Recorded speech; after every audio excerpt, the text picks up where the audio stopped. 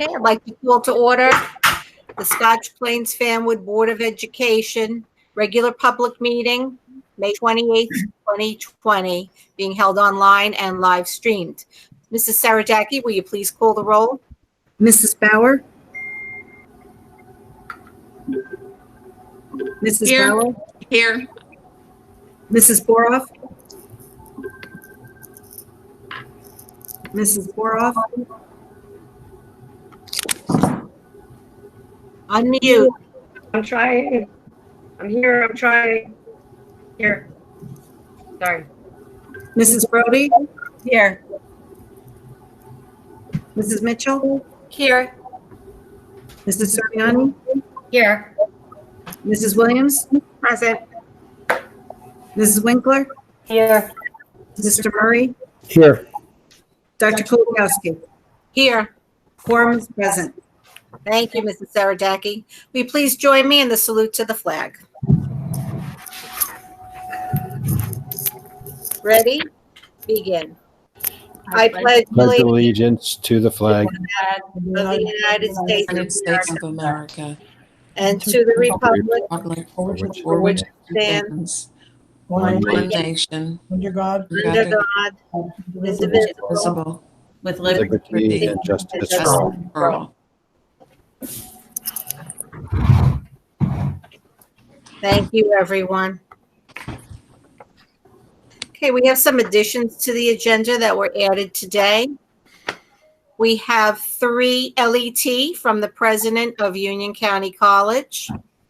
We have 13 BUS district consultant, 14 BUS payroll verification postponement, 15 BUS submission of federal and state grants, and 3 OBB legal costs additional. Now, the New Jersey Open Public Meeting Law was enacted to ensure the right of the public to have advance notice of and to attend meetings of public bodies at which any business affecting their interests is discussed or acted upon.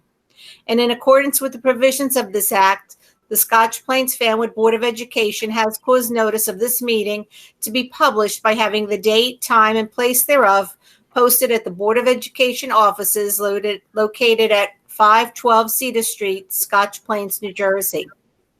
Such notice was provided in written notice and forwarded to the Star Ledger, the Times, the Township Clerk of Scotch Plains, the Borough Clerk of Fanwood, in the revised annual notice of regularly scheduled meetings adopted on August 29th, 2019. At this time, we'll move to the instructional updates, and we have a guest, Ms. Ingrid Ritano, transportation consultant, presenting her report. Ingrid? good evening. Thank you very much for having me. Let me let you know that everything went well in your district. You have a definite stream towards safety, and I admire that very much. I just want to let you know that. Thank you. You're welcome, please. I reviewed your routes. I did a great deal of riding around in your district. I think I know your district just as well as anybody else now. Just to brief you a little bit by my report, which I'm sure you have in your hand. I went through all your routes, and the ones that stuck out to me are the ones that I reported on. Everything else seemed to be pretty safe. I mean, there were no issues. So I just wanted to brief you on what I saw, found, and either changed or recommend to change. Scotch Plains High School routes, I went through them all, and there's only 5 that really had any issues that I thought might be an issue. So we rode through them. You have no student crossing Route 22. All of your routes, all of your stops there are safe. All your students listed on your routes walk safely to existing stops on H6. H5, 1886 Lambert's Mill Road, it's a house stop is needed. There's no safe place for that student to walk safely to existing stop. H4, Raritan and Black Birch students are all safely walking to their existing stop on sidewalks already in place. The stop caught my eye because the students didn't live in direct proximity to the stop. So we went out and took a look at every child that was listed at that stop. H1, student and living adjacent court must cross Raritan Road. The stop should be made on the right-hand side of the road. It really isn't safe in that spot for him to be crossing. 1180 Raritan Road is able to walk to an existing stop. 990 Raritan Road is able to walk to an existing stop. 891 Raritan Road is assigned to Raritan and Frank, which is right at their home on the corner. So it's an existing stop and it's fine. Raritan King stop has all students able to walk safely to that stop. Carroll School route, T2, student at 2014 Lamberts Mill Road walks to 12 Jacobs Lane safely. It brought attention because it was around the corner. I wanted to make sure that it was okay. T5 students at 1776 Rawway Road is located at the corner pickup at Greenview and Rawway. Student at 1210 Rawway Road is located also at pickup at Norpin and Rawway. Right, the houses are right on the corner. Students at 1808 and 1792 Lamberts Mill are both near the corner of Quimbley and can walk there safely. Students at 1871 Black Birch have sidewalks to Black Birch and can walk to that stop safely. On T5, 597 Graceland has been moved to a corner stop at Navicine and Scotch Plains Road on another route. That road is, that corner especially had a problem. All three streets came together. There was a high volume of traffic there, so we moved the stop already, and we put on another route. So this way, this bus didn't have to go around and around. The corner of Scotch Plains and Navesink is dangerous, and the walk the student had to take was a bit dangerous on that, based just on that corner. All these students are under the mileage and therefore not eligible for transportation. I have made a walking route for those particular kids in case it's decided that it'll be walking. T6, a walking route is safe for students that have signed on as subscription students. Out of the 11 students that were offered subscription, only 4 subscribed. All others on this route are under the mileage, therefore not eligible for transportation. A walking route has also been written for them in case it is deemed that you're going to have them walk. Park school routes, all of park routes and stops evaluated safely. The route that crosses Route 22 needed further evaluation. It's the only one that jumped out at me. 38 Copperfield should be changed to Canterbury and Copperfield West for safety. Canterbury and Copperfield should be changed to Canterbury and Copperfield East to differentiate between either so that the driver and the children both know where they're going. 2668 Deer Path needs to change to 2659 Deer Path. There's only one student there. Why stop at another house and have that student walk when you don't have to? Has to stop anyway. If it were that there were 3 or 4 kids, then it would be a generalized stop, but that would be fine. 2691 should be moved to Deer Path and Farview. It's the corner and in close proximity to the house. It's closer than the other stop. You have to make one stop anyway, again. 2620 requires a house stop since there's no safe walk for the student to walk to a stop. It's already been done because once we saw the walking route, both Marisol and myself agreed that it needed to change right away for safety. US Route 22 and William Street should change to William and Lake Park since the bus must pass there. And anytime a student can be removed off of a major highway or a bus off a major highway, it's better. You have to pass that way anyway. It makes only good sense and good safety. Stop needed to be added at Route 22 in Mountain View. The student walked on Route 22 to get to an existing stop, but walking Route 22 in my estimation is not safe. And I'm sure you all agree with me on that. It's been done already. Yep. Just so that you know, because once we went out there and realized how far away that child's house was, Marisol and I both agreed it needed to be changed. Cole School routes, upon view of Cole School routes, these routes required further investigation. There were just 2. C3, 835 and 827 Raritan could be moved to Raritan King. The stop is closer and safer for these students. Safer stop. Raritan Road can be a little testy in places, just so that you know. C5, 1881 Raritan Road is assigned to Arlington and Raritan. Sidewalks in place, and it is a safe walk. I looked at that one especially because of it being Raritan Road. I wanted to make sure the stop and the walking was safe to get there. School 1 elementary routes, only one. S1, 2668 Deer Path stop needs to be changed to 2652. Again, one student. Since they're the only student at the stop, it doesn't make sense to have them walk when you've got to make one stop anyway. A stop at 2620 needs to be added for one student to ensure pickup safely. It's already been done to have a safe stop for that student. Brunner school routes, 2 vehicles at the school, one full size and 1 van. They're making safe stops. Walking route deemed safe. Everybody's good at Brunner. There was no problems. There weren't even anything that brought anything to jumped out at me. Evergreen school routes, E1, Union and Meadow should be, there's 3 streets that come together. It's Meadow, Scotland, and Donato. They all come together at one spot, and the Park School route kids get on there. It's a hill. In the winter, it could be dangerous. It should be moved. That's your discretion, but to me, it would be safer. They're up a hill instead of walking down the hill and back up the hill in the afternoon. In the evening and in the bad weather, it could be dangerous. Your call. McGinn school routes, since the McGinn school is a walking area, I drove that area. What a very nice area. It's very quaint. There's no other word for it. The neighborhood had sidewalks, low speed settings. I even parked for a while and watched traffic go through. Pretty quiet over there. Pretty quiet. Safe walking area. Summary.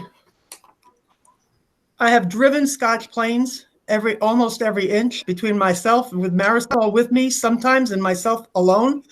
It's my recommendation to name Raritan Road and Rawway roads just in certain areas hazardous in board policy. This way, kids don't cross. Stops have to be really evaluated there. There's parts of that road, and I'm sure you know your district even better than I do. Some of that road can be testy between the curves and no sidewalks and bushes, all the way out to the edge of the street where kids might be forced to walk in the street in a place that might not be so good, dangerous, a lot of curbs. Just a thought. The roadways are curvy and the cars seem to go faster than this posted speed limit. And I sat there and watched a few of them, and I didn't have radar and I knew. So just so that you know. In many places, there are no sidewalks nor a safe place for students to walk, even on the grass. They would need to be specified in board minutes if you're going to do that. I have written a walking route for students off of T5 and T6 if you decide in the future to ever have them be walking students. This way they have a walking route, they know how to walk. And I wrote an alternate walk because along Hetfield Road, there is a portion of that walkway that's raised. Some people might not want their children to walk that way, so I wrote an alternate way of walking so that they had 2 different ways that they could choose. The rubric that I provided to the district to evaluate walking routes to either a stop or to school would need to be adopted by your board. Supervisor in place, Marisol, knows how to use one now. When we went out, I took her with me. When we went out, I spoke out loud. I told her what I was doing, what I was looking for. She's well versed in the rubric that you could use on a daily basis to evaluate whether stops are good or walking routes are good. It wouldn't be a problem.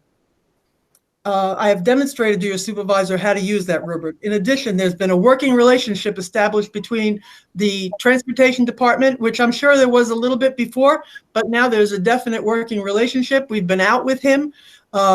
He's more than willing to help at any point if she feels that she's confused or wants a little bit more input, because sometimes the police can give you more than you can sit and watch.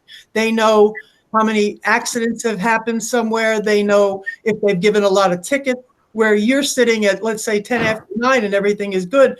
Maybe at 5 o'clock, at a late run time, or at 4 o'clock, it might not be so good for them to walk. But they have an established working relationship now. So going forward, you wouldn't have to hesitate, or anyone in your office, to call them and either ask them for an opinion or ask them to go with your supervisor out to look at any route or any stop. I'm sure of that. He's a very pleasant man. I would recommend that the transportation department develop walking routes. If help is needed, I'd be more than willing to help. Walking routes for the students that are already walking. This way they kind of get the idea how you expect them to walk. It's just good sense to tell them. Sometimes they walk in a way that might not be so good. If there's any questions, please don't hesitate. I've really enjoyed working on this. Your district, like I said, is so attuned to safety that I was really pleasantly surprised when I saw all your routes, and I want to commend you and your supervisor in place. Thank you very much. You're welcome, Ingrid, and thank you for all the hard work that you and Marisol have done, exploring and sitting and going through all of these routes and then making the appropriate changes.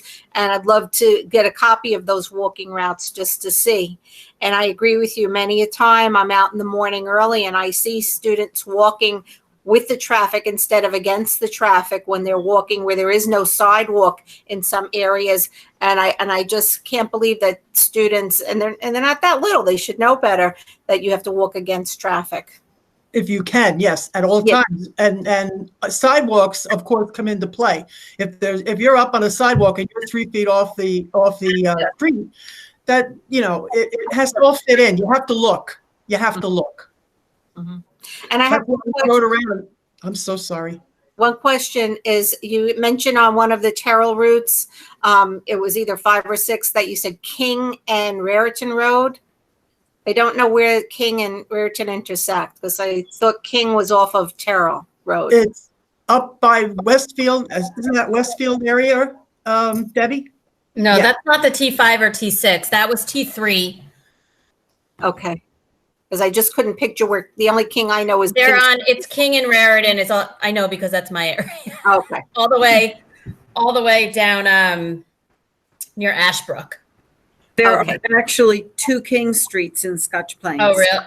I'm only King, there- King intersects, that's what you're talking about, right? Those kids that live right on Raritan. I know a couple of them. Yeah. Okay. Thank you for the clarification. Yeah. And it does get very weird right there. Weird. With, That's a good word. Weird. yeah. It's Good down work. down near Frank Street. Yes. Yes. Okay. Yes. Thank you for the clarifications. Anybody else have a question or I comment? have a question, Ingrid. Thank you for all of that amazing detail. I appreciate it. I know, we're going to be making a decision going forward on all the routes, including T5 and T6. I was just wondering, you said that you developed, the safe walking route. Do we have or if we don't have, can we get an estimate on how long that should take a reasonable child to walk that route from, the furthest, if they were to become Time-wise? walkers, how long would that take them? Time-wise, I can give that to you. Not right this minute, but I can give it to you. Yes. Okay, thank you. Evan, you had a question? I'm an old woman. Yep. So I had a couple questions. One was for the routes where you had said a walking route has been written for the students for this route. So the transportation department has that walking route recommendation that you put in your report. Do we have walking routes for the entire district, or we just have walking routes? And maybe this is for Marisol as well, just for the ones that Ingrid provided, for the ones where she said a walking route has been written for the students on this route. Let me answer. It's just the ones that I wrote for T5 and T6. Okay, so if we need one I would prefer to have one for the entire district for all of the routes. Is that something, Marisol and Debbie, is that something you do? Is that something Ingrid works with you on? I just think it would be prudent for us to have that for all of the walking routes in the district, not just the recommended ones that Ingrid had put together. That is something that we could have Marisol work on, and I'm sure we would need Ingrid's support with that. So that would be something we would ask her to do with Marisol. Okay. And then the second question for you, Ingrid, was, I know you had a couple comments around they're not eligible for transportation due to the state guidelines of mileage. In your experience with other districts, what have you seen as far as, I know people that are under the mileage but close to the mileage that the state recommends being over. People say, well, it's a long walk, it's 2 miles, they're young kids. What have you seen other districts handle that? Have they just been, if it's snowing out, then you drop your kid off at school and they don't walk? Is it been that kind of, black and white, or is there typically a gray area for those situations? Mixed bag. Some districts cut it off at 2 miles, and I mean, it's everybody. It's everybody. And you go out, years ago, to go out with a wheel and measure. That's how exact you got. Now, if they're close, Some districts give in, some districts don't. It just depends on the board. I have a comment. Go ahead. It's Tanya. Hi, Tanya. Hi, Ingrid. Thank you so much for your thorough presentation. So I anticipate not only walking, but bike riding. I see a lot of kids on bikes, and I think this is going to fall into the school year, especially since we're not really sure about the bus situation. So is the walking the same as the biking, or is there something different? But maybe that's something we can encourage, because I mean, now kids more than ever, even my own son is like, buy me a new bike, even though the other one rusted, a year ago. So I anticipate that. Don't you agree? I sure do. And there was a program that was federally mandated, or that it came out a few years ago. I saw it and I never got involved because I didn't have a lot of walkers in my district, but it's bike to school. I could see if I can find out about it. It encourages the kids to bike to school. Okay, that's what I was wondering. Thank you. Oh, you're welcome. I think that's great.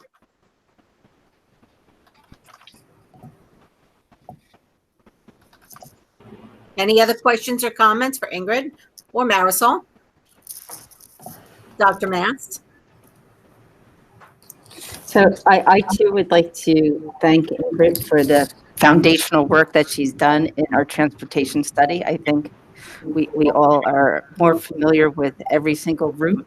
And the part that really excites me that Ingrid has brought to us is a rubric, so we could determine, consistently who gets a route and who doesn't get a route.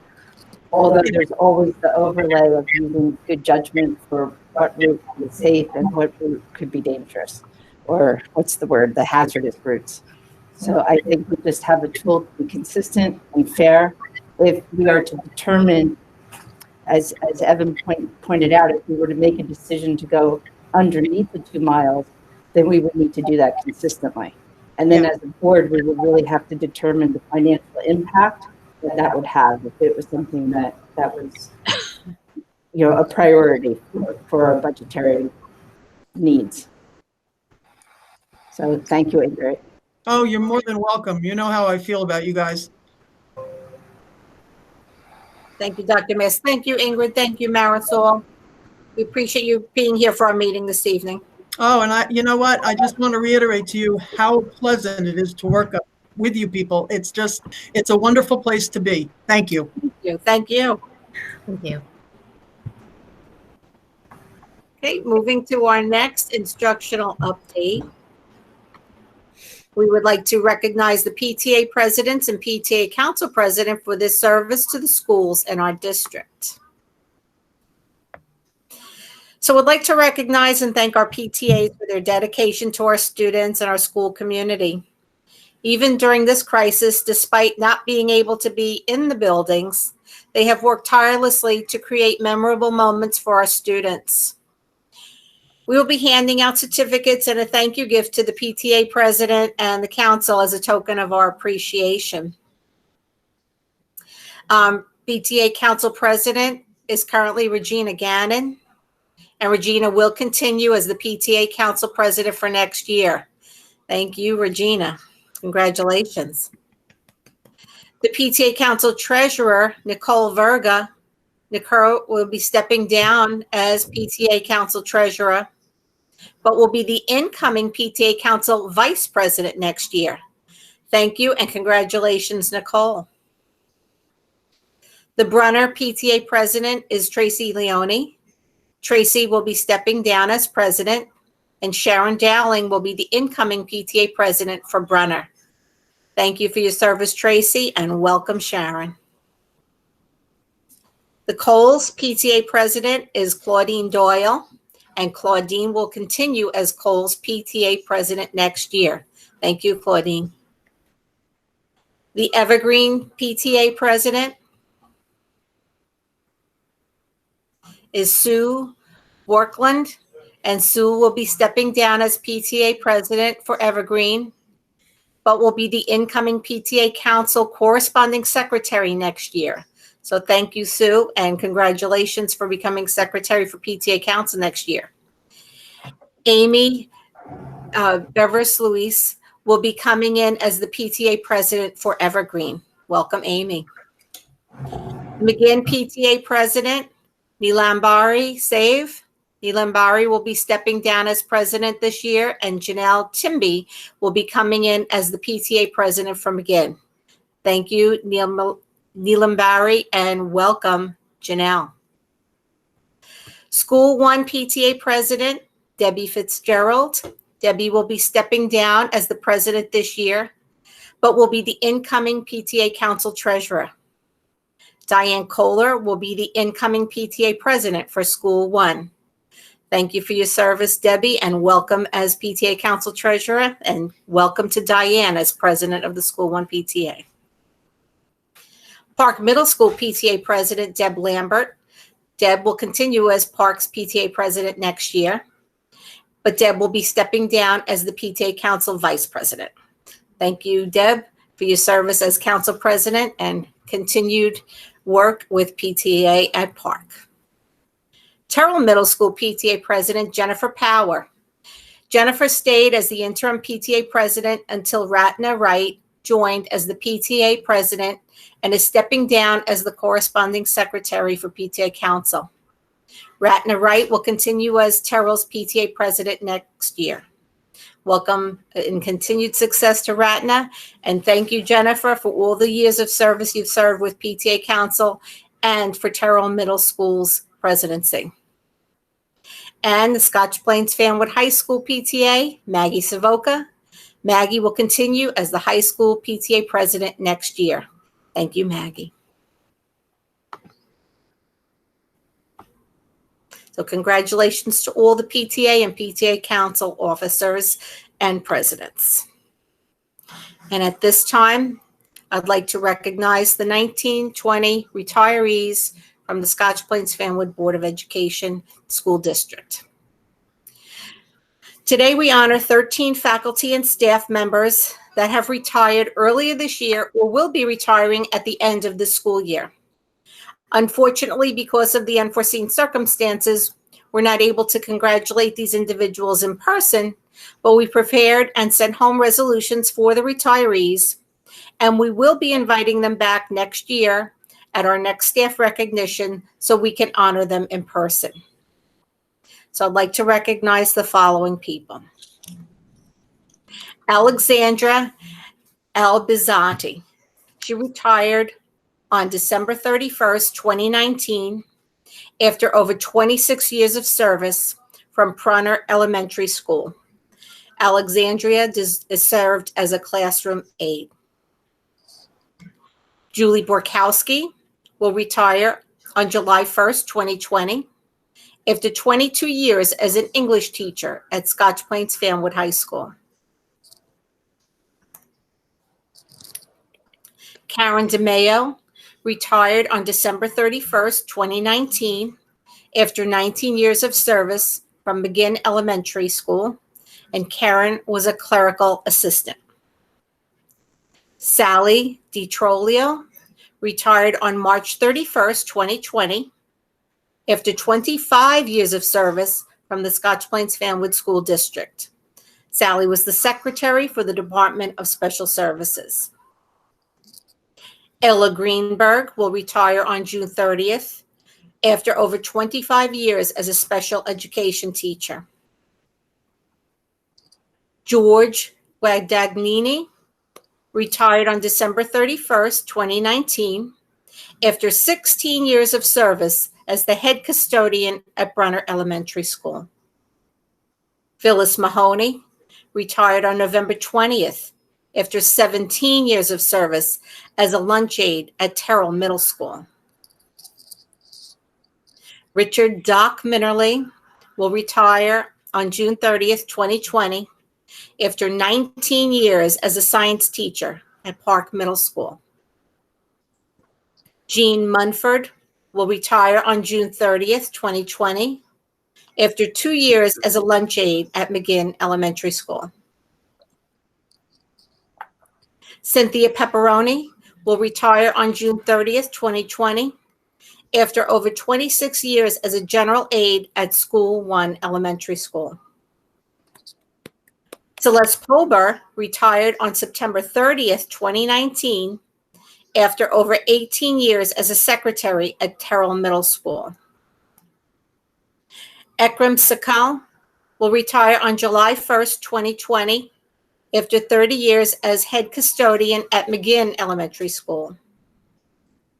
And Bonnie Thompson will retire on June 30th, 2020, after 22 years as a special education teacher at Park Middle School. Congratulations to all the retirees. We're sorry to see you go, but we certainly understand and wish you well. Look forward to seeing you at our next recognition ceremony sometime next year. Dr. Mast? Yes, so both of those parts of the agenda are certainly very significant. We know that the PTA is really at the heart of the work that we do here. They support teaching and learning. Even in this time of the pandemic, they are always here to give extra support. And it's something that makes Scotch Plains Fanwood extraordinary. So thank you to all of them. I know that there's going to be a special delivery to the houses tomorrow of the PTA presidents. And just again, thank you very much for the service that you give to our district. And just a quick shout out to the retirees. You're not retired yet, and I know that you will come back to be recognized next year. I certainly hope so. But I also want to congratulate you as you enter new opportunities to embrace and design a new adventure. So retirement is just an opportunity to open new doors. And you certainly have made such an impact here on our colleagues and on our students. And it's really very significant. So I know myself, along with the board, we're very grateful for all of your contributions. Mm-hmm. Anybody else would like to make a comment or have a question? Okay, seeing none, we'll move on in the agenda. The executive session report. We spoke about the personnel agenda and the legal status report. And at this time, if you would like to make a public comment, please call 908-232-6161, extension 4003. In accordance with the Scotch Plains Fanwood Public School Bylaw 0164-0165, the meeting will be open for 15 minutes for public comments, with a maximum of 3 minutes for each speaker. Speakers addressing the superintendent items, business functions, and other board business will be heard first. If time remains, speakers may address other matters. So if you'd like to call for a public comment, please call 908-232-6161, extension 4003.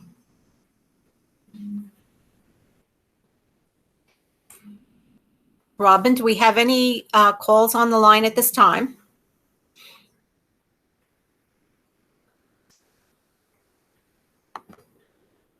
You're muted, Joan. Dr. Kulikowski, there are no calls on the line at this time. Okay, thank you, Dr. Mast. Okay, there will be other opportunity for public comment. So we'll move on to committee reports. Does anybody have a committee report this evening? I do, Karen. Okay, Deb, go right ahead. Okay. So on May 21st, we had another meeting with the SPF partners, our subcommittee of the Finance Committee. In attendance was myself, Evan Murray, Mayor Al Smith, Al Mirabella, Mayor Colleen Marr, Debbie Saradaki, Fred Tompkins, and Dr. Mast. So this is a continuation. We've been having these meetings every couple of weeks, and they've been really, really great meetings. So we're going to continue on. every 2 weeks as we had been. We had discussed all the options for graduation, and seniors will all the options at that point in time, because it's fluid and it keeps changing. But Dr. Mass did say that the seniors will start going into the building to start to collect their items out of their lockers, especially their gym lockers, and get their caps and gowns. At the date of our meeting, like I said, plans were being discussed based on the state guidelines. Obviously, they have changed since then, but we discussed options of, but we're not limited to these choices of virtual graduation, a brief video of the students of themselves to share, a caravan of a final drive through the campus.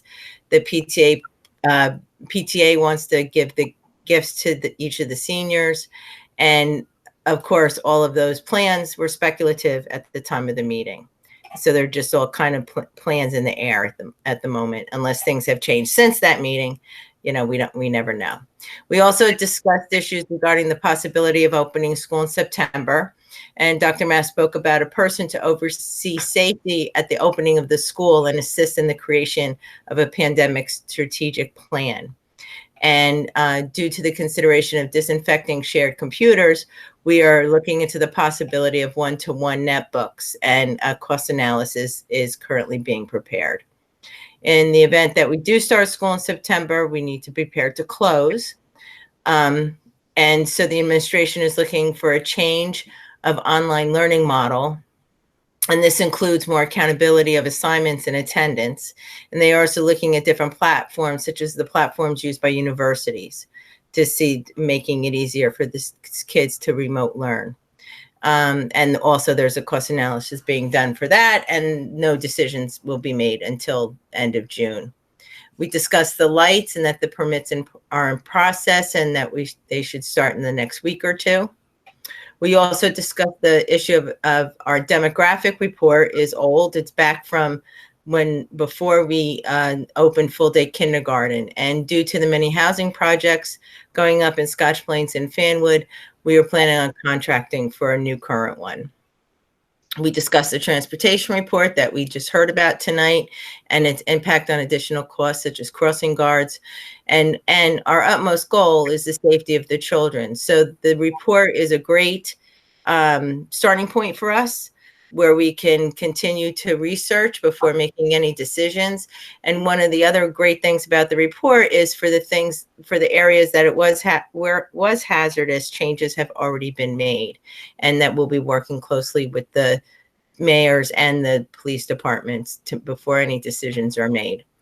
And both town managers reported that their tax collections to date remain steady and they have not had a significant drop in their collection so far. And we are meeting again on June 5th in the afternoon. And that's it. Thank you. I'll send this out to everybody. Thanks, Deb. I appreciate it. Thank you. Does anyone else have a committee report? And no questions for Deb on her report? Okay, then we'll move right along. Letters to the board. One LET, an email from Ms. Perfilio regarding graduation from SPFHS, with somebody's grandmother just, requesting to have an in-person graduation, and stating she saw some other schools or military academy have a graduation where the students were spaced out and no parents were involved, and they just live streamed it. But that was handled. Dr. Mass, I believe you got back to the person that wrote the letter. I have not at this time. We were considering all the options, and we were awaiting state guidelines. Yes. At this point, unfortunately, that type of live graduation that happened at a military academy in a different state wouldn't be possible to transfer at that level here in Scotch Plains. Didn't think so. But I do want to talk to that grandmother. She did write a very passionate and compelling letter, and I appreciated that. Mm-hmm. Yes, I read it. Thank you. Dr. Kolakowski and Dr. Mast, if I may, the DARP on that issue that was raised in that letter, the Department of Education actually just issued guidance last night that clarified that the districts can't have live graduations, even with social distancing, even with outdoors and other precautions, until July 6th at the earliest. Yes, And- we saw that. Okay, Yeah. and I just want to let the public know, and then even with those limitations in place right now, those graduations would have to be limited to gatherings of 25 or less. So it's just not feasible in New Jersey at this time. I agree with you 100%. There's too many whys and wherefores to say, yes, you can have it. But with the amount of students we have and the space limitations and the guidance and, after July when the teachers are gone and it's going to only be hotter and with no lights on the field at this time, we can't have it at night. There's a lot of unknowns to deal with at this time. And we already have some plans in place for virtual, as do many school districts. So I don't know that we're going to make any radical changes at this time. Thank you. But thank you. I did get the mailing that the Bush had sent out at 5:45 this evening. 2 LET was an email to the Board of Education dated May 21st, 2020, from the district principals and assistance principals thanking Dr. Mast and the Board of Education for their leadership and adjustments to the end of the year calendar, thereby ending classes on June 19th instead of on the 23rd because we didn't use the snow days, so therefore we could end a few days earlier. Dr. Holloway had sent that letter, and I did get back to him as well. 3 LET was an email to the Board of Education dated May 27th from the president of Union County College, Dr. Margaret McMiniman, regarding summer and fall course offerings from Union County College. She had sent that to me just yesterday, just reminding us of the opportunity that our students, instead of going away to a school or technically being home, but being away at school if they're not opening up in the fall, to think about going local for their first year or two, doing the same distance learning without spending the high tuition and the many course offerings that are available here. So I thought that was nice of her. She sent a very comprehensive letter, which was shared to you in the documents, and I did get back to her as well. And Dr. Mast has already shared the information with the counselors. Okay, moving on to the superintendent's report. Dr. Mast. I'm currently in my office. This isn't part of the report, but there are some community members who are interested in being part of the meeting and are experiencing technical difficulties for some reason. Mrs. Saradaki was unable, of course, for social distancing reasons, not able to let them in, and we gave them the new phone number that you had given out verbally. Unfortunately, Robin is having a family medical emergency, and she had to step away from the phone number that we have been using. Right. So that's providing somewhat of a challenge, but I think that they'll have the number now and we could expect to hear from them the next call in. Okay, thank you. So to the superintendent's report, 1S, the extended school year placement for summer 2020 for private and public. We approved that at the previous meeting. 2S, I would move that the Board of Education approves the curriculum matrix for the 2020-2021 school year as presented. So moved. So second, Winkler. All those in favor? Aye. Aye. Sarah Jackie, will you please call the roll? Let me just turn up the volume here so I can. Okay, I wanted to turn up the volume. Curriculum matrix. I'm sorry, who moved that? Evan. It's public. And second? Amy Winkler. Winkler. There's Dr. Mast. See? There's the president, the vice president. Okay. Mr. Murray? Yes. Mrs. Winkler? Yes. Mrs. Bauer? Yes. Mrs. Boroff? Yes. Mrs. Brody, Yes. Mrs. Mitchell, Yes. Mrs. Suriani, Yes. Mrs. Williams, Yes. Dr. Kulikowski. Yes. Motion carries. Thank you. So for 3S.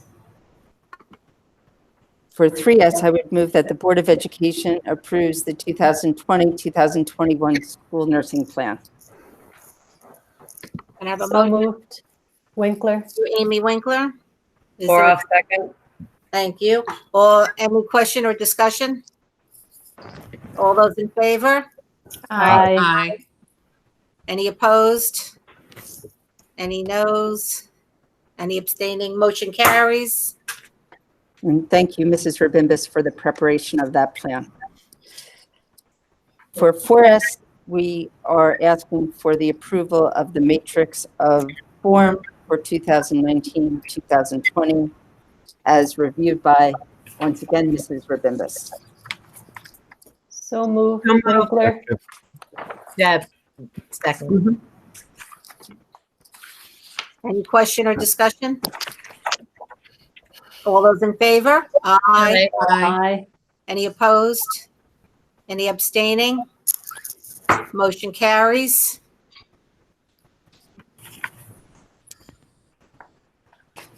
For 5S, I move that the Board of Education approves the updated district flex learning plan for emergency remote learning that was revised on May 22nd.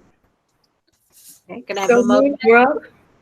Thank you, Amy. And a second? Second. Winkler. Thank you, Amy Winkler. Any questions or discussions?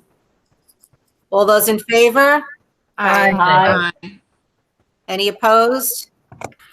Any abstaining? Motion carries.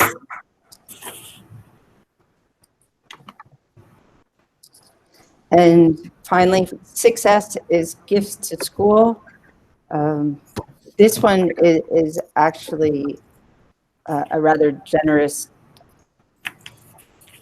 gift because it's one group helping the other. We move that the Board of Education approves acceptance of the $7,500 donation to the rep leader from the Music Boosters. The Music Boosters recognized that the rep theater lost revenue from the Chicago show and wanted to help them out. Is there a motion? So moved. Who said that first? Deb Brody. Okay, Deb Brody. Is there a second? Second. Winkler. Thank you, Ms. Winkler. Any questions or discussion? All those in favor? Aye. Aye. Any opposed? Any abstaining? Motion carries. Moving to the personnel agenda, I move that the Board of Education approve the superintendent's recommendation for personnel on the personnel report dated May 28, 2020 in the areas of retirement, resignation, terminations, appointment of assistant superintendent of curriculum and instruction, appointments, reappointments, change of status, leaves of absence, 6 periods, co-curricular appointments, and auxiliary appointments. Can I So have a moved. Winkler. Thank you, Mrs. Winkler. Is there a second? Second.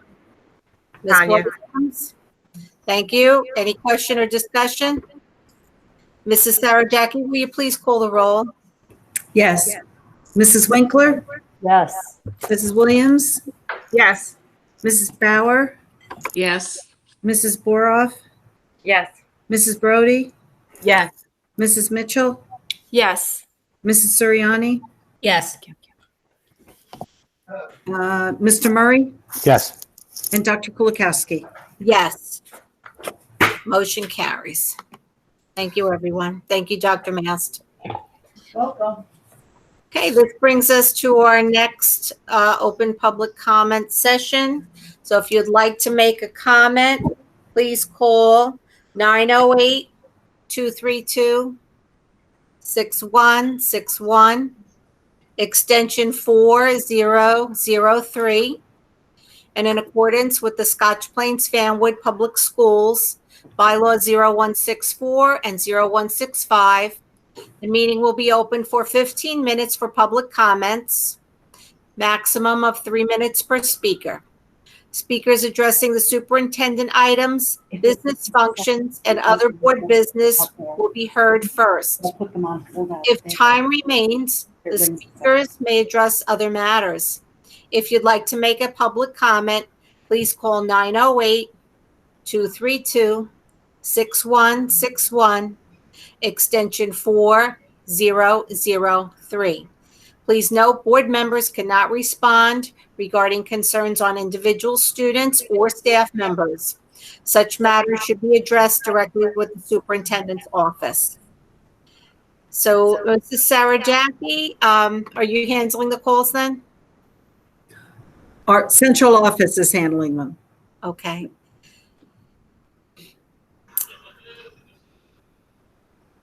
Do we know if we have any calls? Not at this time, Dr. Kulikowski. No? Okay. I thought we were going to have one today, but we still have one more of time, right? Okay. Yes. All right, then we'll move on to the business functions. Okay, one BUS. Oh, go ahead. One BUS with Diamond Construction, 2 BUS Delta Dental, and 3 BUS. The annual approval to acquire services and purchase supplies were all approved on May 12th. For BUS, I'm asking the board to approve the renewal of the contract with Stress Esme Services for our policy services. And that includes the online policy, and the cost is $4,735 for the year. 5 BUS, I'm asking the board to approve the official depositories for the 2020-2021 school year at TD Bank. 6 BUS, I'm asking the board to award the bid for athletic equipment reconditioning for next year to Stadium Systems. We did send this out to the only 4 companies that are in the area. One is in New Jersey, one is in Massachusetts, one's in Pennsylvania, and I can't remember where the 4th one is, but they're the only ones that service this part of the country. And we only received 1 back, but it's in line with our cost last year. Have we worked with Stadium System before? Yes. Okay. We've worked with them for the past 2 years. Thank you. 7 BUS, I'm asking for the board to acknowledge receipt of the board secretary reports, treasurer of school fund reports, and the budget adjustments for the month of April 2020. 8 BUS, I'm asking the board to acknowledge receipt of disbursement listings for the month of April 2020. 9 BUS, I'm asking the board to approve the bills for the period April 25th through May 26th in the amount of $3,378,570.36. 10 BUS, I'm asking the board to approve the staff training on the report dated May 28th, 2020. 11 BUS, I'm asking the board to approve renewal of our contract with RAS Technology Consultants, and they consult on our Power School software, and they help us with reports and scheduling. And that's at a cost reduction of $6,400 from last year, which makes the total cost for the next year $6,600. 12 BUS, I'm asking for the addition of some of our boilers and our rooftop unit at School 1 to the long-range facility plan. This does not commit us to spending any money. This is just an addition to the plan.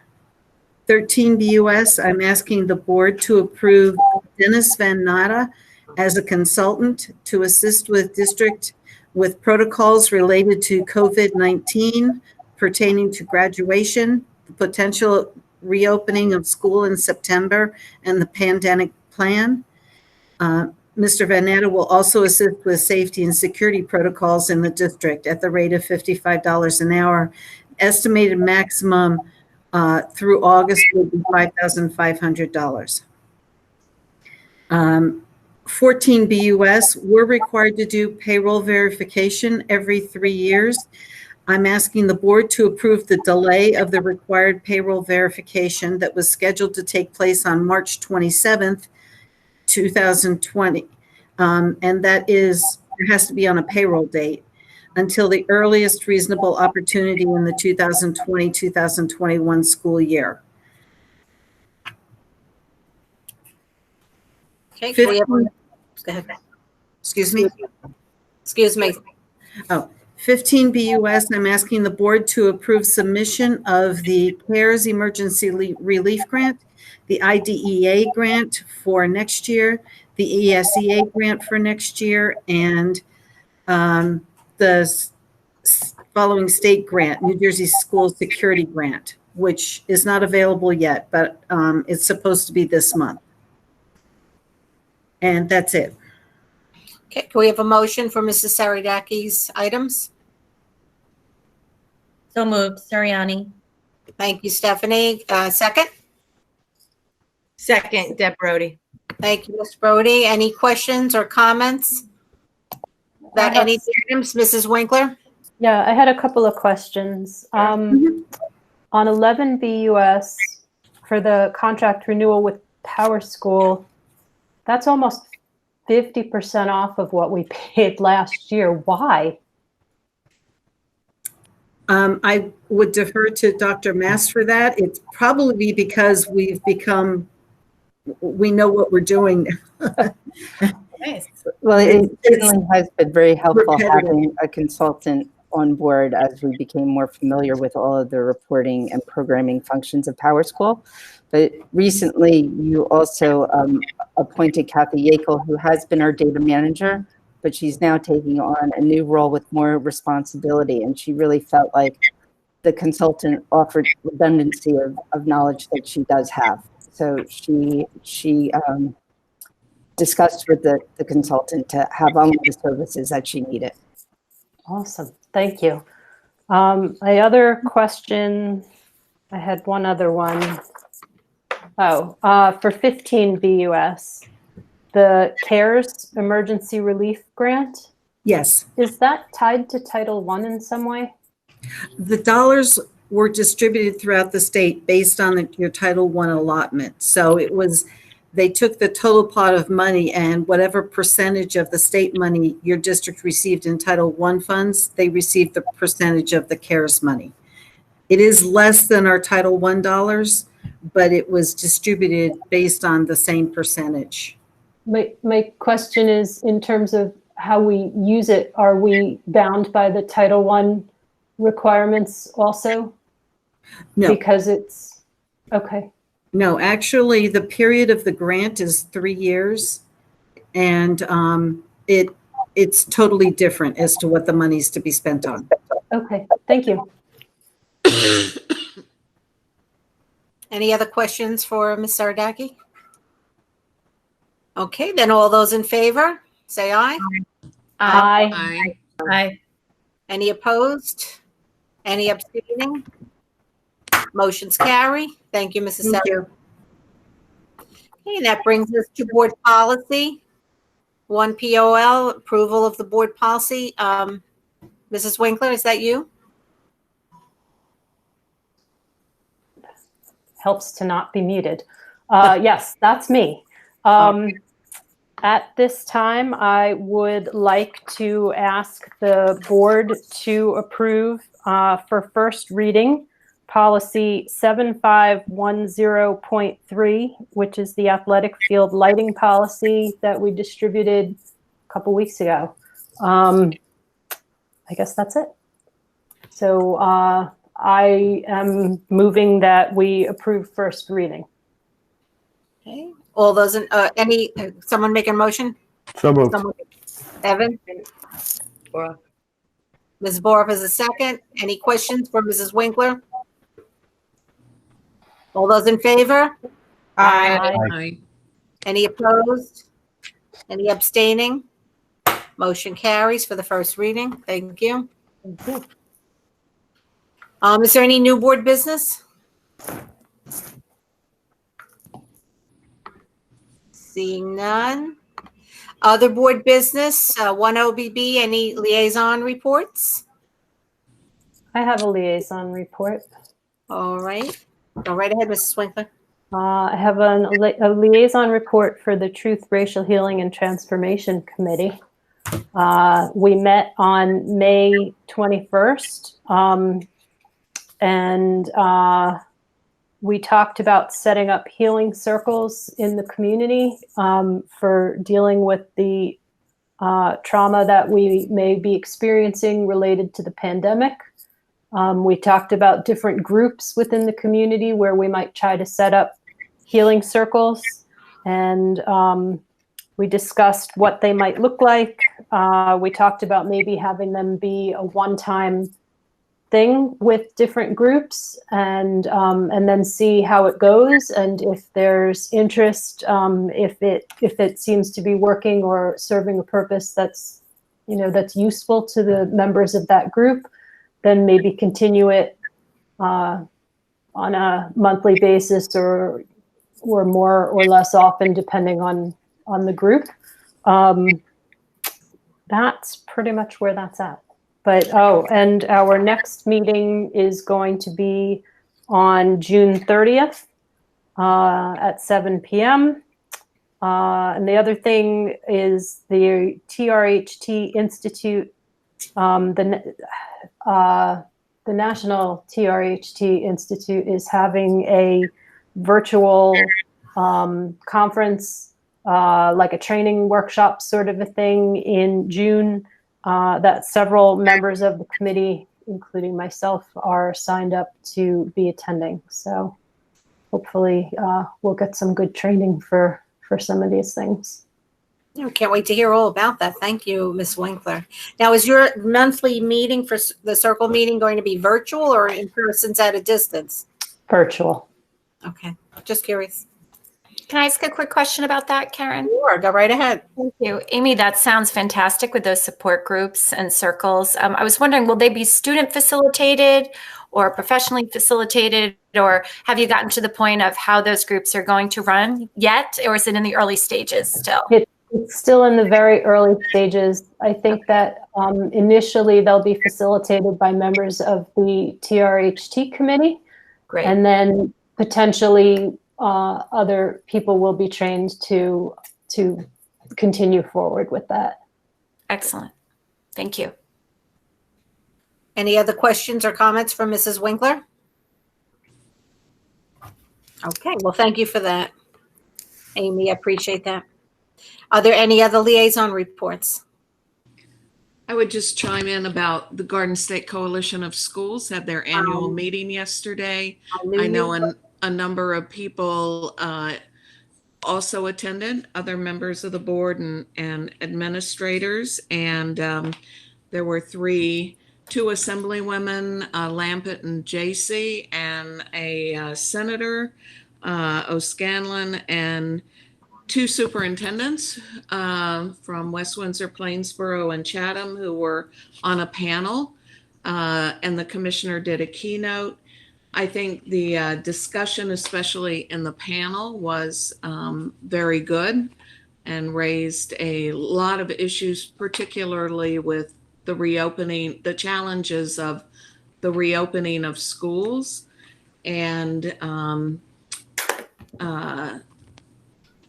I think that there had been, one of the superintendents had done 91 questions as a play on COVID-19 instead of 1991. And I think there were probably more than that after the conversation was over.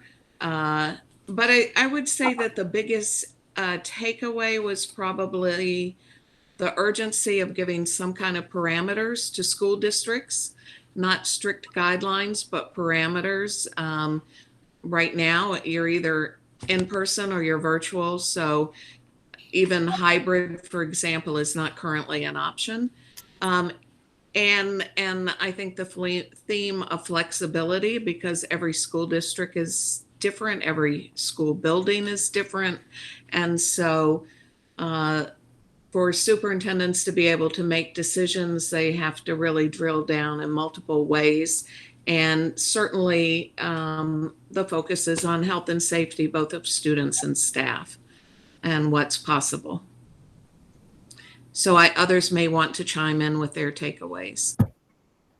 Yeah, thank you, Mrs. Bauer. Myself and Dr. Mass were also present. I don't know if anybody else was because I can only see the speaker. Amy, glad you were there too, and Tanya. I had the same problem that Amy Boroff had as seeing who else was speaking at the time. I only saw one person, the speaker at a time. But yeah, Dr. Repollet gave his keynote speech and then he was off because he's getting ready to transition over to Kane University. But I agree with you, flexibility is the key. They're not locking us into any definite ways to proceed. They're giving the ball in our court and letting us make our decisions what fits best in our school. Again, depending on the size of the district, the age of your buildings, the size of the classrooms, whether it's feasible to come back or not, and will it be safe or not? Well, that's what we hope they're going to do. Yes. Anybody else want to comment about the Garden State Coalition of Schools conference from yesterday? Dr. Mast? So that was a very helpful conference, and the 91 questions were also, good guideposts for things that we need to consider. I have worked with some of my colleagues here and have taken those 91 questions and put them into specific categories. So some of them, of course, are facility, and some are, academics, wellness, assessment to see how it's impacted students this year moving forward. For us right now, where we are as a district is we are going to be creating surveys that are going to be distributed to all stakeholders, parents and students and teachers and administrators, so we could gather as much information on our experience with the at-home learning, so we could learn from that in preparation should we have to return to this. And in addition, we're going to work with the consultant that you approved this evening to add a layer of questions around safety and how we will have processes and procedures in place to handle well and consistently new situations that we haven't had to deal with before. But we are also recognizing that, we are one district, and we will not be doing the work alone. Districts in Union County certainly work very close together. I do know that all of the superintendents in Union County, and I'm sure across the state, are really looking for direct guidance and support from the state. Though Dr. Kulikowski is right, each district has their own needs. There still needs to be a general approach that we're all following, and we really crave direct guidance from the state, which is somewhat unusual. But this is a case where we will benefit from that. So it's certainly a lot of work that we have ahead, and ahead is like, now. So to get ready for September. Yeah. There was a large attendance. I just want to say, I think it demonstrates the importance of being involved in Garden State. There was a large attendance also from the New Jersey Department of Ed. There were between 20 and 30 of the top people from there listening. So, that's very important in terms of having input from the participants, superintendents, and board members, so that they heard this is urgent, it needs to happen now, and don't have it be like graduation where it's one thing, it's another thing, it keeps changing and so forth. So it was just a very important, and I thought really valuable conversation. And I think there were 140 people who were participating at least. So. Yeah, I think it was definitely over 100 because when I first got in, they were saying it was already up to 94, and then it kept going up and up. So it was very well attended, and maybe being virtual helped that because nobody had to drive down the turnpike or the parkway to get down to Boers Gate to meet, and everybody could just access it right in their own home. So it was well attended, and it was very good. Okay, any other comments? And no other reports? Then we'll go on to 2 OBB. Any requests to attend workshops or other workshop reports? I attended a workshop last week. Okay, go right ahead. Good time.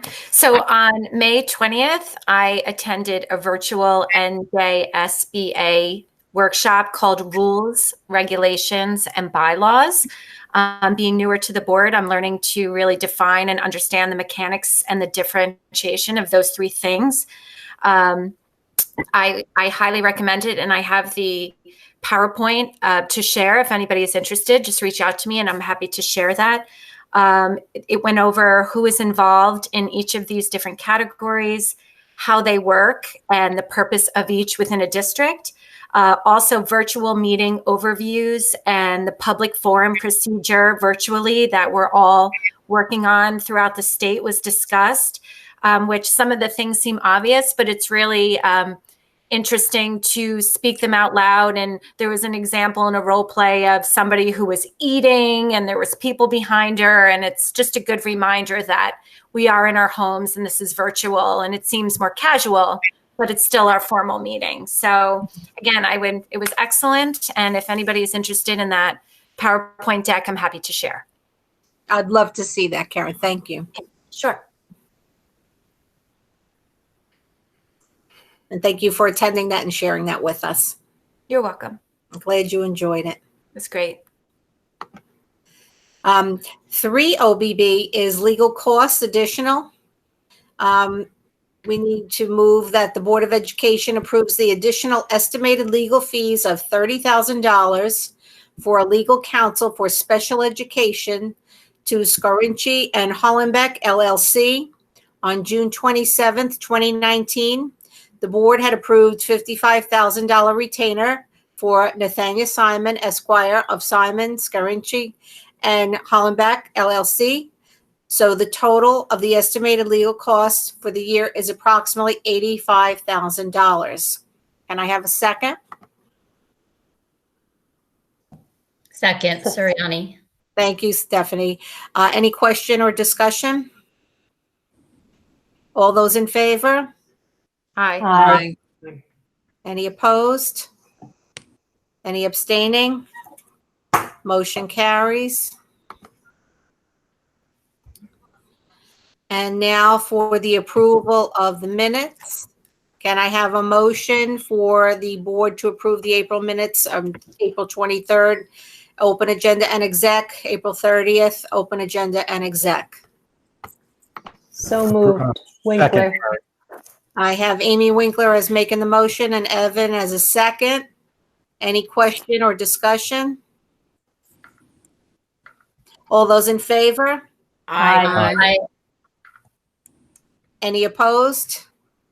Any abstaining? Motion carries. Thank you, everyone. And for the third and final time this evening, if you'd like to make a public comment, please call 908-232-6161, extension 4003, in accordance with the Scotch Plains Fanwood Public Schools Bylaw 0164-0165. The meeting will be open for 15 minutes for public comments, maximum of 3 minutes per speaker. Speakers addressing the superintendent items, business functions, and other board business will be heard first. If time remains, speakers may address other matters. So if you'd like to call in to make a public comment, please dial 908-232-6161, extension 4003. Please note, board members cannot respond regarding concerns of individual students or staff members. Such matters need to be addressed with the superintendent's office. Do we have any calls at this time? Okay, I'm just going to review the upcoming meetings to give a little time just in case. We have a meeting on Monday, June 8th for student recognition at 7:30 p.m. online and live stream. Our next Board of Education meeting will be Thursday, June 11th. The open agenda meeting, 7:30 p.m. for exec, 8 o'clock for the public online and live stream. And then our final meeting for the school year will be Thursday, June 25th. Regular public board meeting, 7:30 for exec, 8 p.m. for online and live stream.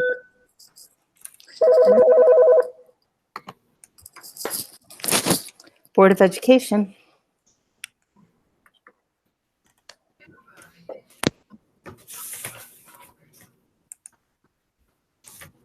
Is that a call, Dr. Mast? I can't hear you. I didn't hear what you said. The call just came in. Okay. Yes, hello.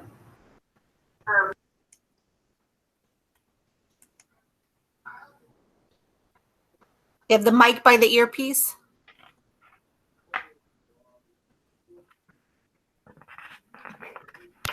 That the Can we just get your name and we're going to be. I'm sorry, could you go back and tell your name? State your name. Hello? Can you please state your name? Anna Nash. Anna Nash? Okay, go ahead and ask your question. Which town is she from, please? Which town are you from? Scotch Plains. Scotch Plains, thank you. We're ready for your question.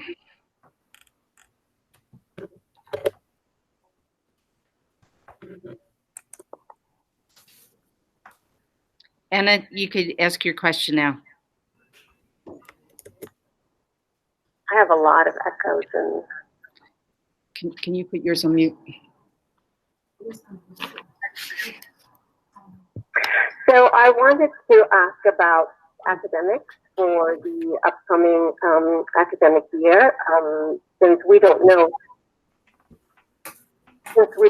yet where we're going to be in school or in at home, but that's not really the nature of my question. So we have spent 36% of this academic year working in the at-home learning model. The learning model, which Dr. Master said, is an emergency learning model, obviously, which is what we've been dealing with. So some children in some grades received zero new instruction in math beginning March 16th. Very perfunctory instruction at best in other subjects, and almost near elimination of social studies and science curriculum. So my question is, how does the district and the Board of Education plan to approach and fund the program of study for next year, guaranteeing grade level instruction and addressing future learning gaps which are inevitable in this situation? Thank you very much. So I'll take that question. This is Dr. Mast. Certainly, those questions that you're asking is part of the work that we're doing currently right now, where we're assessing what we've accomplished. We're assessing, the strengths of the at-home learning as well as the areas that we need to pay attention to when instruction continues in the fall. We will have a very specific plan where we could address your questions. And in addition to that, part of the work that we will be doing is getting baseline data through surveying both students, parents, teachers, and administrators. And within that survey, we will be collecting data on some of the questions and concerns you just raised right now.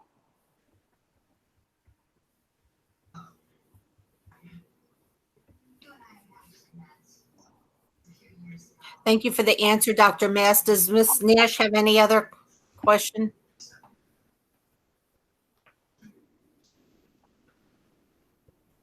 I don't think she's on the line anymore. Well, thank you for answering her. Thank you for calling in, Ms. Nash. Was there another call? I thought the phone was ringing. There is. Mrs. Saradaki is going to transfer the call. Great, thank you.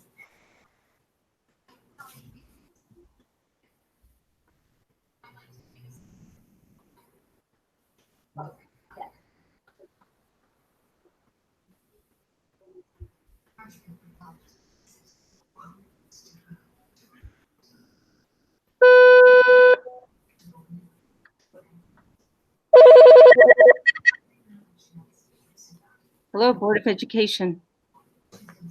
Hi, my name is John Lucy, calling from. Hello, Mr. Lucy.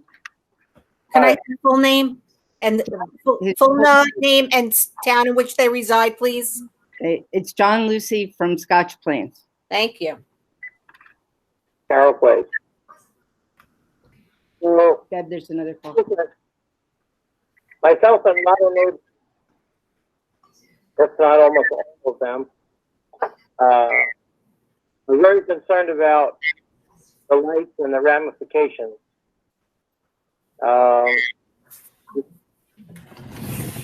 This meeting that we had, and one of your neighbors from Carroll Place, the architect, and he said he got nothing.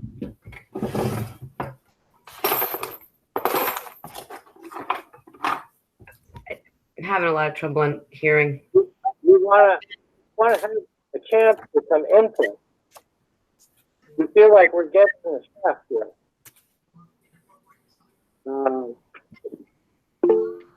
We're at a point where we're going to take some kind of action.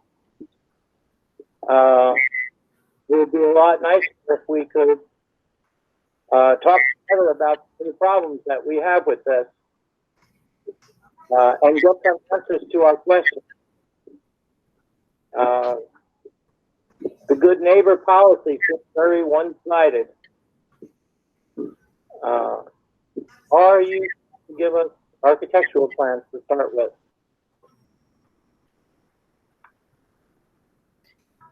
So Mr. Lucy, this is Dr. Mass. I'm going to see if I could repeat your question, just so the board could hear it. We're having some technology issues. One, I think you're feeling frustrated that it's been difficult to communicate with us, yes. And you're very frustrated with your inability to communicate with us, that you have concerns both from yourself and neighbors that you would like to bring forward. And though you received the good neighbor policy, you feel like it was one-sided, though you did receive it so you could give input into that policy. And you're also requesting the plans from the architect. Is that correct? Yes, I have a petition from a long time ago where we have 42 signatures. A hard time for us to organize. There's a lot of people against this light idea. So you're emphasizing that there's a petition with 42 signatures, and you're aware of a large number of people who are opposed to the installation of the lights on the field. Right. A lot of issues we have. And you would like the opportunity to be able to air your concerns. And in this time, well, right. And so it is a whole, some of our communications, though we intended to meet in person, because of the pandemic, it really did make communications challenging. Though, you know, you and I have spoken a couple of times. We have agreed to disagree on some items, but we certainly have had some communications. Right. You told me you were going to send me a good neighbor policy, and things would be set in stone. Things wouldn't be changing in the future. I read the good neighbor policy. It seems like it's a drop of a hat. The policy change.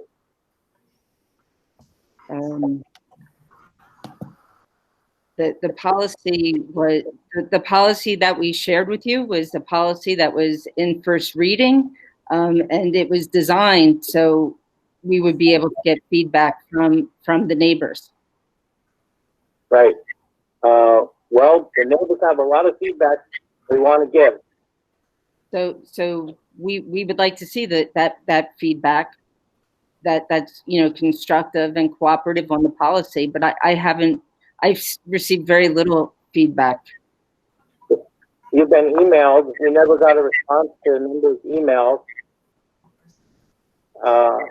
I've been down to the school knocking on the door, ringing the bell. Well, Mr. Lucy, you do recognize that the offices are closed due to pandemic and social distancing. So, you know, certainly email and phone conversations are what we have available at this time, and also regular mail. Right. I think just to clarify, though, that we're soliciting feedback from the neighbors on the policy, but not on the project in general and whether the project is moving forward. So I think it's in the interest of transparency, we should put that out there. Yes. Right. To mitigate any concerns that the neighbors have. We're very interested in mitigating any concerns the neighbors have. But that's, you know, the feedback we're looking for. Yeah.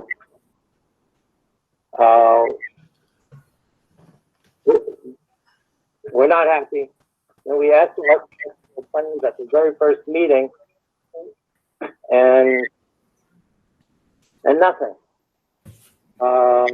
We call people and we don't get a response. You know, we're planning on, you know, we feel like we're going to have to escalate this. Dr. Mast and Dr. Kolakowski, I'll just like to add that the 3 minutes is gone and multiple times over. I just want to point out this, obviously the 3 minutes is hard to enforce when we're engaging this type of back and forth. But I do want to say, I think the 3 minutes comments has been made. I think Mr. Lucy's comments have been noted by the board and responded to. I think if there's any more comments, we should move on to the next commenter. Okay, Evan wanted to say something. If Evan, you wanted to say it. Okay. Dr. Mast, you can complete your thought then. Yeah, will we be getting architectural plans?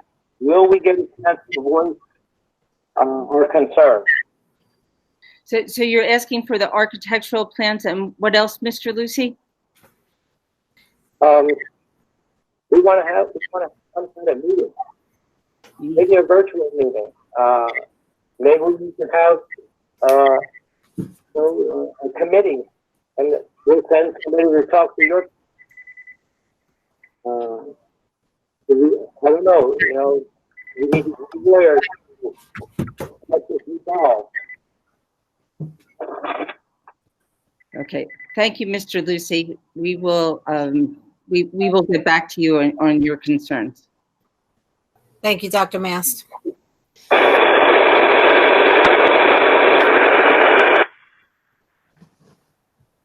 Thank you.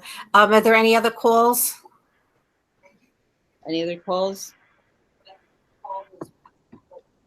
Oh, we just had a call of the static sound that I just shared with all of you. Oh. No other personal calls then? Not that I know. Okay. That I know of. Well, thank you, Dr. Mast and Mrs. Saradaki, for handling those phone calls. I'm sorry Robin wasn't here to be with us for those. And thank you, Douglas, for the timekeeping. I greatly appreciate that. Okay, so that will complete the public portion of the meeting. We discussed our upcoming meetings. So that brings us to the good of the order. Does anybody have anything for the good of the order? Well, I do. Don't forget to do your board self-examination. All but 3 of you did it already.